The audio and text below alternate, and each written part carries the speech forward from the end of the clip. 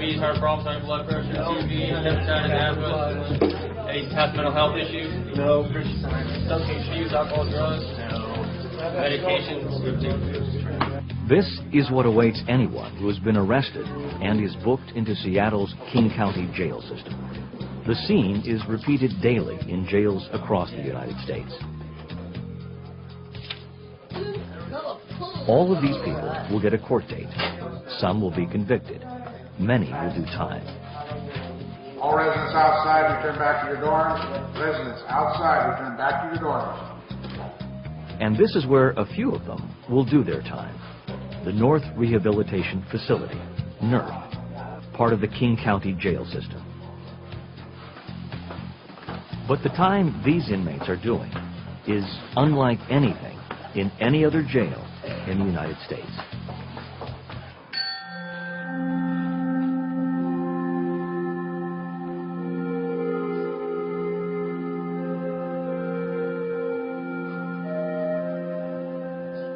They are practicing an ancient meditation technique called Vipassana. It is changing their lives, even as it changes NRF itself.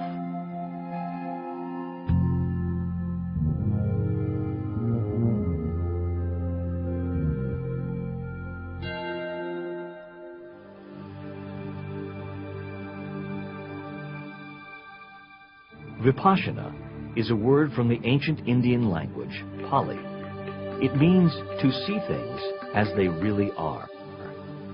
Vipassana dates back more than 2,500 years, yet its relevance and value to modern society is undiminished.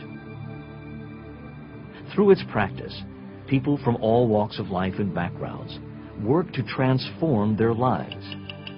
They bring balance and peace into an otherwise tumultuous existence. But Vipassana is not an easy journey or a quick fix. It's not the sort of thing most prisoners would want to take on to pass the time. Yet some choose to. I think this can have a beneficial effect, if for no other reason than it really is a form of mental boot camp. And if you are of the mind that what offenders need is to learn how to discipline themselves, to learn about themselves, to learn a moral code, and to practice that moral code, and to be willing to endure difficulty and discomfort in order to achieve that. If you're of that belief, this is what you want to do. NRF is a minimum security facility operated by the King County Health Department under contract with the Department of Adult Detention. Beyond incarceration, NRF seeks to provide inmate treatment with a focus on drug and alcohol abuse. How many are in jail either directly or indirectly because of alcohol and drug use? There are also classes on smoking cessation, self-esteem, critical thinking, emotional literacy, high school equivalency and vocational training, even acupuncture and Tai Chi. Inmates here are called residents, and they enjoy many personal privileges not granted in other jail facilities. There are no cells, no walls, no guns, no lockups. Many King County inmates think the time spent here will be easy time, but facility administrator Lucia Major and her staff have something else in mind. We try to keep every resident here occupied with some meaningful activity. Now, there's always those who can just do the minimum. But after they've been here for a while, we're going to start to pressure them to get involved, either in work and vocational activities or treatment activities or both. And typically they do. I've participated in family groups and in parenting class and the NA class and AA class and critical thinking and acupuncture. I almost did almost all of them.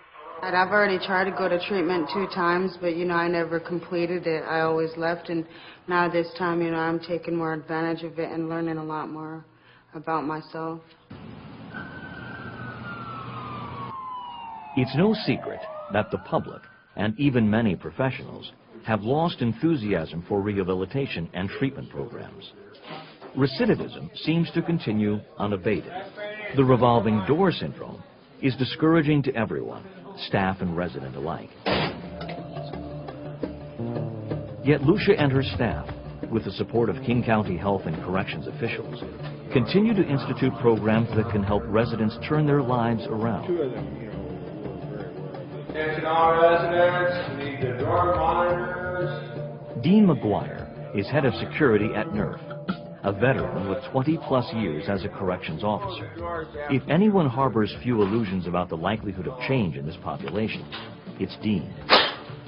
If you want people to change themselves, if you want inmates to stop being inmates and to become productive citizens, I believe that the residents, inmates have to, it's on them. And what we can do is provide a way for them to look at themselves, to look at their cravings, and to try to change what's wrong. NERF is a direct supervision facility with security personnel right there with the residents to monitor behavior and activity on a continuous basis. Jones. Count on everybody coming in through the west hallway. Lane Moore has been a staff security officer at NERF for 11 years. She has watched the treatment program evolve at NERF. I always felt that even though we have a great program and we have Tai Chi and we have anger management and all of these classes, self-esteem, which is all good, I always felt that there was something missing here, and which was looking at the spiritual side of a person. And several times I asked a counselor, why do we not have a meditation class here? When you go outside, are you working outside here? Lane wasn't the only one asking these questions. Ben Turner is a family nurse practitioner for King County's Corrections and has been working with the inmates at NERF for over 5 years. He is also a longtime practitioner of Vipassana Meditation. It was on his return from a long course in India that he first proposed to Lucia the idea of a Vipassana course at NERF for residents. This is an amazing facility, and that Lucia herself understands that people can change, understands that's the real reason that they come here. You know, that they don't come here just to be kept away from society and hang out and talk. You know, they come here to change. And so she was very interested in this technique. He came one day, and we had a meeting with he and Rick Crutcher. And so they said, well, now what about this? Would you like to do a meditation course here? And I said, oh, that's nice. Everybody will get relaxed and happy, and that'll be a good thing. And they both kind of laughed at me and said, well, it's a little more complicated than that. And then they started to sort of feed it to me in little bits, you know, little digestible bits. They said, well, it's actually a 10-day course. I said, well, gee, okay, so we're talking about a smaller group. Oh, yes, and it's total silence, and it's 24 hours a day. And I'm thinking, oh, my, well, okay, well, we might be able to set something up, make some accommodation for that. And would have to have, of course, the teacher and the program manager and so on, you know, stay there. Now I'm starting to get really concerned for security reasons, and so I thought, well, okay, I said, we can at least have a discussion about it. And then after all that, they said, oh, no, we can't. And I said, well, what do you mean? Well, you have to take the course first, they said. And I said, well, what's it like? And they said, oh, you know, you go to this nice place out in the country. It's far away from everything. It's total silence, you know, et cetera, et cetera. And I thought, well, gee, you know, I haven't had a vacation for a very long time. And wouldn't it be lovely to just sit on my butt for 10 days and, you know, introspect and be peaceful? And gosh, you know, that actually sounds kind of nice. So I said, sure.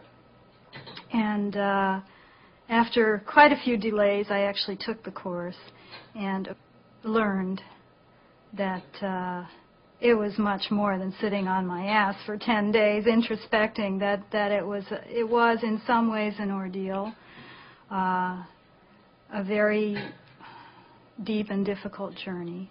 And when I came out of it, I was so grateful. And just coming right out of it, I was meeting already with Rick and Ben about making it happen here.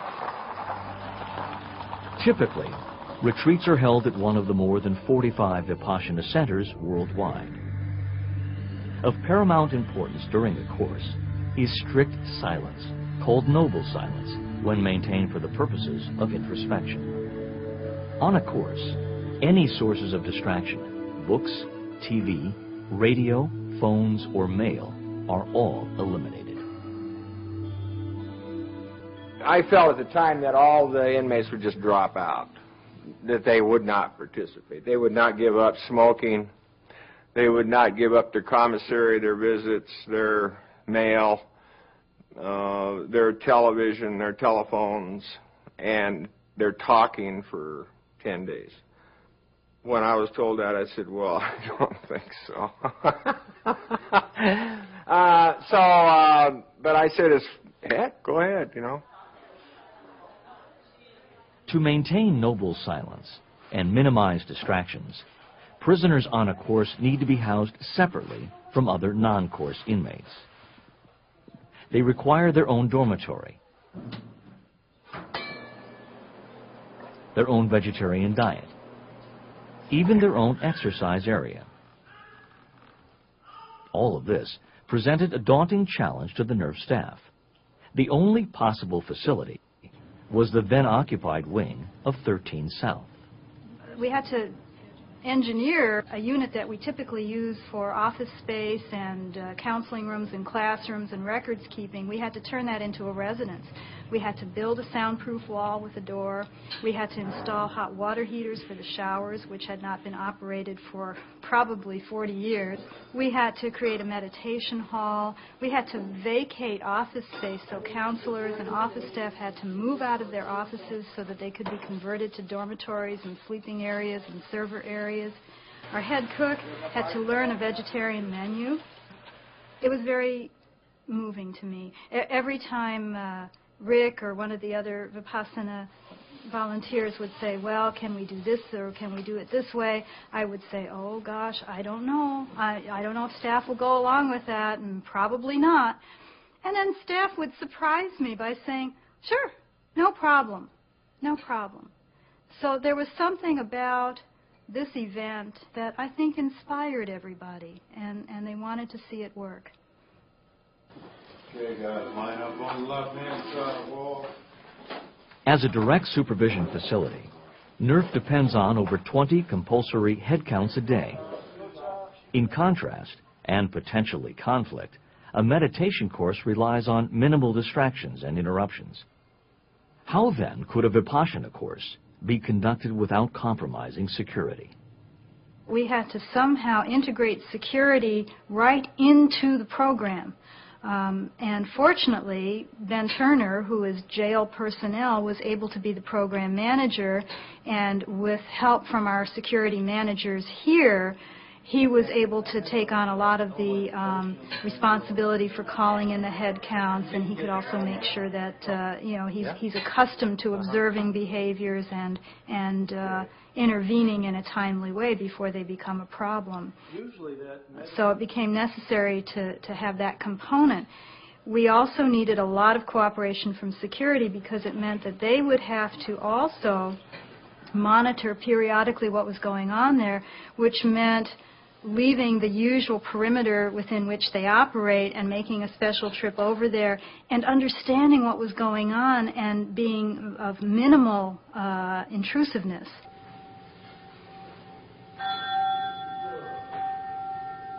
The first Vipassana meditation course offered in a North American prison began on October 28, 1997. By the third day, 5 of the 16 men had dropped out, but the remaining 11 completed the 10-day course with remarkable results. Everything that I've experienced in this course, in this last 10 days, I know will last me a lifetime. Their experiences were recorded on a home video camera and subsequently shown to the next group of potential course participants. there will be 4 other women coming in who are old students. At their own request, the next course was arranged for women inmates. Despite their interest, some of the women have strong apprehensions. Their concerns range from the spiritual because I am concerned about it being outside of the realm of God to the mundane. You have to sit still the whole entire time? No, you're sitting in meditation for up to an hour at a time. So when you're actually meditating... Kathy Henry, a Vipassana assistant teacher, will be the manager of the women's course. Throw everything away that you read in that book about any religion.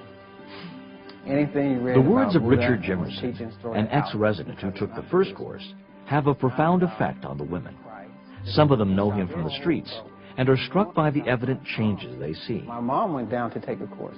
So if my mom went, you know that it's got to have something to it because she works in a Christian church. Fears about conversion to another religion may persist until one actually takes a 10-day Vipassana course and sees for oneself what it is and what it is not. In Vipassana, the Buddha found a way to alleviate human suffering and bring peace through the practice of self-observation. He encouraged others not to take his word on this or to merely believe, but to undertake the practice and experience the results for themselves. I don't think that when people really practice and understand Vipassana meditation, that they find a conflict with their beliefs, philosophical or religious. And that's one reason why these courses are 10-day courses, because each day you learn a little bit more and you practice and you understand. And the theory and the practice goes together. So it's not just dealing with abstract concepts. And in fact, people from so many religions, continue to take courses, continue to practice, and don't find a conflict at all. In the end, 7 women sign up for the 10-day Vipassana course. They have all been in and out of jails, some for most of their adult lives. Their typical crimes are theft, prostitution, shoplifting, drug dealing, and assault. Most of them have an alcohol or drug abuse problem. Most of them have children. Right before I came in, I was in a really bad way. I was a heroin addict and pretty close to death. It was bad. And I was tired of that, and I kicked, and that was hell. And I knew that if I went back out there that I might not make it, you know, very much longer. So I knew that I had to do something. And that's what brought me to the stages of change. And at first I tried to lie, I tried to kid, you know, and because I was afraid. I was afraid to uncover things within myself that I've been running from all my life. But they just kept persevering, and, you know, and finally I just became not submissive, but I surrendered. It was exciting to me to keep finding all these new things about myself. But yet I still had some issues, you know, and I still have some issues that need to be addressed, and they have to be addressed by me and only me. And when I went, I was chosen by the staff to go to the coming out ceremony for the men. And a couple of the men I knew from the streets, and they were what they consider themselves soldiers, you know. And I couldn't believe the change that I had seen and, you know, from that moment, I knew that I wanted to do this. With some infrastructure already in place, it was much easier for inmates, staff, and Vipassana volunteers to prepare for the women's course. As with any detention facility, security is the priority. The Vipassana volunteers serving the course got a crash course themselves in prison policy from the head of security. These volunteers had very few problems, have caused us very few problems, and as compared to many other folks that have come in the facility, they've been excellent. The thing that convinced us, or that convinced me, that the people who were volunteering to help run the Vipassana program were okay, was not just the fact that they passed their background checks and that they had a long-standing affiliation with the Vipassana community and were upstanding citizens. It was also their single-minded purpose that they had, that it was clear that they were coming here to teach Vipassana, not to have personal relationships with the residents, not to give or get anything outside of the boundaries of Vipassana. Everyone who works on a Vipassana course does so out of a sense of service and generosity. As on any course, they are paid nothing for their efforts. This keeps Vipassana free of commercialism and ensures the purity of spirit in which it is offered. In fact, all Vipassana centers worldwide are run on donations and service from students who have already taken a course. The way that our practice has worked for centuries and continues to is that one way of expressing gratitude for the benefits that we've gained is by helping others, by being able to serve others in a variety of ways. And those ways can be from sweeping the floors to pushing in the food to us being the assistant teacher on a course. The evening before the course begins, the women are brought over to the wing housing the makeshift meditation center. A sense of anticipation radiates among everyone here. She's been here many, many, many times. She has been arrested for theft and prostitution most of the time. A few small drug things in there. She has absolutely no belief in herself or her abilities to be anything other than she is.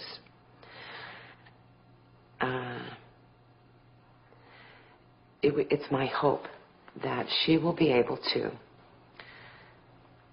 rise above those beliefs that she has